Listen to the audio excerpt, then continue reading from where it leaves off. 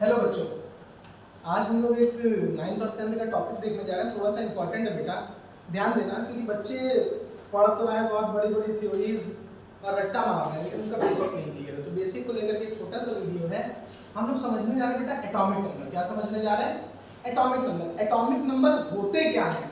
तो अगर हम बात करें एटॉमिक नंबर की, तो एटॉमिक नंबर किसी भी एलिमेंट के एटॉमिक नंबर से हमें पता चलता है नंबर ऑफ प्रोटॉन के बारे में। किसके बारे में? नंबर ऑफ प्रोटॉन के बारे में और नंबर ऑफ इलेक्ट्रॉन के बारे में, लेकिन इन द न्यूट्रल एटम। ये बात क्यों लगी? ये बात समझना। जो हमारा बेटा एटम है, क्या है? एटम हमारा जिससे बना हुआ है उनको हम बोलते हैं सब एटॉमिक पार्टिकल। क्या बोलते हैं?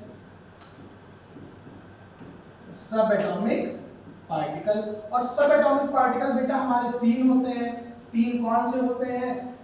ये हमारे सब एटॉमिक पार्टिकल हैं, इलेक्ट्रॉन, प्रोटॉन और न्यूट्रॉन। इलेक्ट्रॉन, प्रोटॉन और न्यूट्रॉन। जहां पर प्रोटॉन और न्यूट्रॉन हमारा ये कहां पर हमारे सिचुएटेड होते हैं? ये सिचुएटेड होते हैं न्यूक्लियस में। कहां सिचुएटेड होते हैं? न्यूक्लियस में। जबकि इलेक्ट्रॉन हमारा न्यूक्लियस के अराउंड रिवॉल्व करता है। तो पहले फिर से समझना, एटॉमिक नंबर से हमको पता चलता है number of proton, number of electron के बारे में इन द न्यूट्रल एटम। जहां पर एटम हमारा किनसे बना है? सब एटॉमिक पार्टिकल से। सब एटॉमिक पार्टिकल कितने होते हैं? तीन, इलेक्ट्रॉन, प्रोटॉन और न्यूट्रॉन। प्रोटॉन और न्यूट्रॉन हमारे कहां पर सिचुएटेड होते हैं? न्यूक्लियस में। जबकि इलेक्ट्रॉन हमारा न्यूक्लियस के अराउंड रिवॉल्व करता है। इतनी बात क्लियर है? अब इसका एक देखते बेटा एग्जांपल, इसका ऐसा ले लीजिएगा। एग्जांपल की बात करें, हमने लिया सोडियम मेटल। एटॉमिक नंबर आपको याद होगा 11 नंबर पर आता है। तो अगर हमसे पूछा जाए कि सोडियम मेटल में कितने इलेक्ट्रॉन होंगे, या सोडियम मेटल के एलिमेंट का एटॉमिक नंबर 11 है, यहाँ पर कितने इलेक्ट्रॉन होंगे, कितने प्रोटॉन? तो नंबर, एटॉमिक नंबर है 11, इसलिए इसका जो इलेक्ट्रॉन होंगे वो कितने होंगे? 11। और जो प्रोटॉन होंगे वो भी कितने होंगे? 11। ये बात क्लियर है? लेकिन अगर यही हम बोल दें Na+, ठीक, ये समझने से पहले एक बात ध्यान देना कि मैंने क्या बोला, P और N, प्रोटॉन और न्यूट्रॉन न्यूक्लियस में सिचुएटेड होते हैं। ये जो दिख रहा है आपको, कहाँ सिचुएटेड होते हैं? न्यूक्लियस में, हाईली डेंस होते हैं। कभी भी प्रोटॉन और न्यूट्रॉन को निकाला नहीं जा सकता। ट्रांसफर हमेशा किसका होता है? इलेक्ट्रॉन्स का। किसका होता है बेटा? इलेक्ट्रॉन्स। और यही इलेक्ट्रॉन हमारे रिवॉल्व कर रहे होते हैं। क्या कर रहे होते हैं? रिवॉल्व। तो कभी भी जब प्रोटॉन और न्यूट्रॉन को निकाला नहीं जा सकता, तो प्रोटॉन के नंबर हमेशा फिक्स होंगे, चाहे वो आयन बनाए या न्यूट्रल स्टेट में रहे। तो यहाँ पर इसने बनाया है सोडियम आयन, तो प्रोटॉन के नंबर हमेशा कैसे रहेंगे? जो न्यूट्रल स्टेट में थे। लेकिन अब प्लस चार्ज आ गया। प्लस का मतलब Na हमारा मेटल है, मेटल हमारे इलेक्ट्रॉन रिच होते हैं। कैसे होते हैं बेटा? Electron rich. तो जब ये इलेक्ट्रॉन रिच है तो एक इलेक्ट्रॉन क्या करेगा? दे देगा। एक क्यों देगा? इसके लिए एक वीडियो और आएगी, आप उसको देखेंगे। तो देखते हैं, जब ये एक इलेक्ट्रॉन दे दिया तो यहाँ पर इलेक्ट्रॉन कितने बचे बेटा? 10। तो एक चीज और ध्यान रखना है, न्यूट्रल एटम होगा तो प्रोटॉन और इलेक्ट्रॉन्स के नंबर सेम होंगे। लेकिन जब आयन बन जाएगा तो आयन में हमारे इलेक्ट्रॉन्स के नंबर चेंज होंगे, प्रोटॉन्स के नंबर कभी भी चेंज नहीं होंगे। इतनी बात क्लियर है? ठीक है बेटा, इसका एसएस ले लीजिए। अब हम लोग थोड़ा सा आगे चलते हैं और देखते हैं।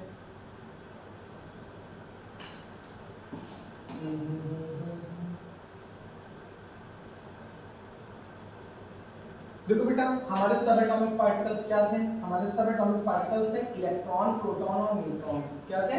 इलेक्ट्रॉन, प्रोटॉन और न्यूट्रॉन।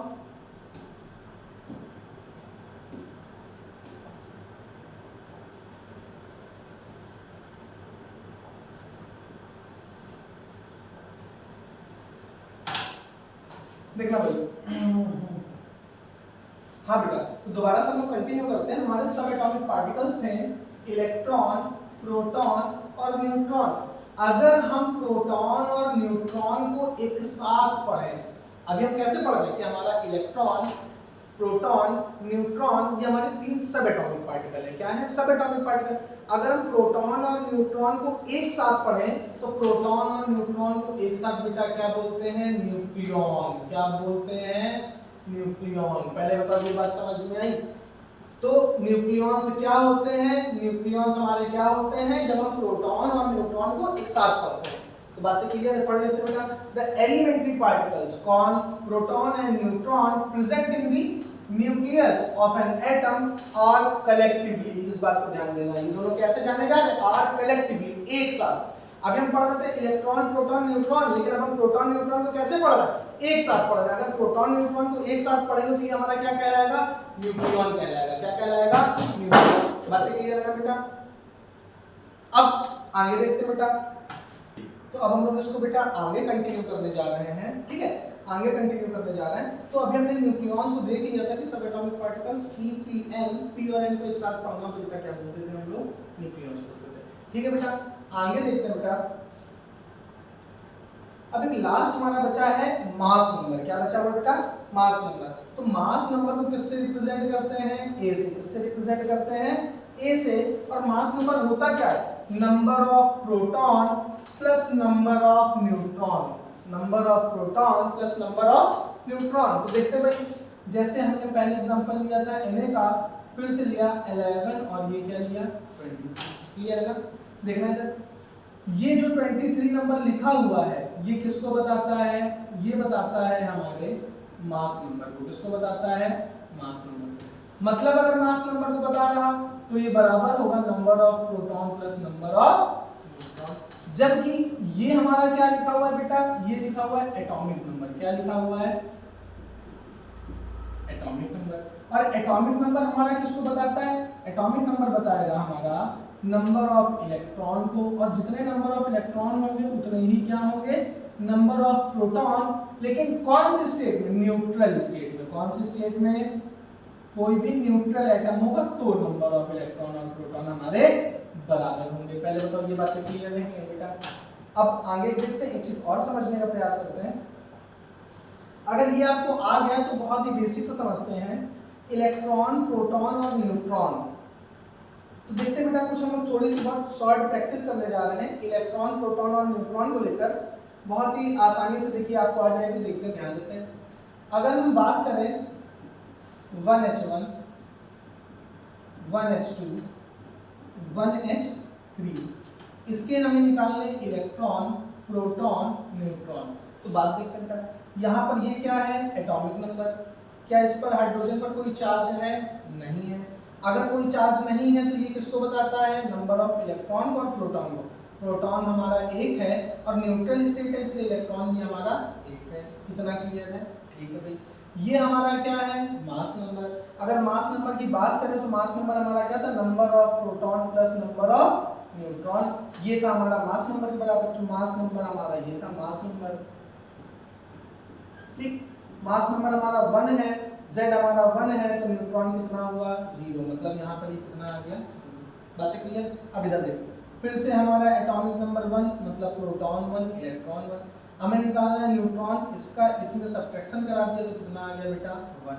अब दिया गया है तीसरा 1s3, तो 1s3 के लिए प्रोटॉन हमारा 1 क्योंकि एटॉमिक नंबर 1, तो इलेक्ट्रॉन भी हमारा 1 क्योंकि कैसा है, न्यूट्रल स्टेट है। और 1 को 3 में सब्ट्रैक्ट कर दिया तो क्या आ गया, 2। तो इलेक्ट्रॉन प्रोटॉन न्यूट्रॉन, उम्मीद है कि आपने इसका सीख लिया होगा। अब दो एग्जांपल देखते हैं बेटा हम लोग एटम के लिए। हमने एक लिया है Na प्लस, एक दूसरा एग्जांपल हमने लिया है Cl और Cl माइनस, ठीक है बेटा। इसका हम लोग निकालने जा रहे हैं EPN।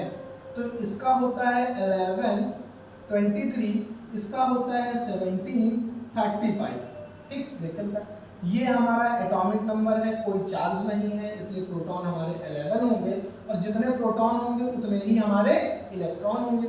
बात आती है न्यूट्रॉन्स निकालने की, तो इसको इसमें सब्ट्रैक्ट कर दिया तो कितना आ गया, 12। कोई दिक्कत। अभी मैंने पहले वीडियो में बताया, क्या बताया कि न्यूट्रॉन और प्रोटॉन्स के नंबर कभी भी चेंज नहीं होते क्योंकि ये न्यूक्लियस में सिचुएटेड है, लेकिन इलेक्ट्रॉन्स आता और जाता रहता है। तो सोडियम पर प्लस का चार्ज है, प्लस का मतलब एक प्लस का चार्ज है, एक इलेक्ट्रॉन चला गया। जब एक इलेक्ट्रॉन चला गया तो कितने बचे, 10। लेकिन प्रोटॉन और न्यूट्रॉन चेंज होते हैं क्या, कभी नहीं। बातें क्लियर है ना बेटा। ठीक है, अब इसके लिए देखते हैं Cl के लिए। ये हमारा 17 है तो प्रोटॉन कितने होंगे 17, कोई चार्ज नहीं है इसलिए इलेक्ट्रॉन भी कितने होंगे 17। इस 17 को इस 35 में सब्ट्रैक्ट करेंगे तो कितना आ जाएगा बेटा 18। ईपीएन निकल कर आया, क्लियर है ना। अब फिर से वही बात, यहाँ पर माइनस है, प्लस, प्लस में कौन रहता है देने वाला, पॉजिटिव में कौन रहेगा देने वाला, नेगेटिव कौन है लेने वाला। तो इसने एक नेगेटिव चार्ज है, इसने एक इलेक्ट्रॉन ले लिया, जब एक इलेक्ट्रॉन ले लिया तो 17 से कितने हो गए 18। फिर से वही, क्या प्रोटॉन और न्यूट्रॉन्स के नंबर चेंज होंगे नहीं होंगे, तो ये 17 और ये 18। तो उम्मीद करते हैं कि आपने atomic number, nucleons, mass number, electron, proton, neutrons atom में और आयंस में कैसे निकालते हैं ये आपने बहुत अच्छे से सीख लिया होगा। मिलते हैं नेक्स्ट वीडियो में, और अगर आपको कोई भी टॉपिक अच्छे से पढ़ना हो तो आप हमें कमेंट कर सकते हैं, हम उस टॉपिक पर आपको वीडियो प्रोवाइड करेंगे। Thank you.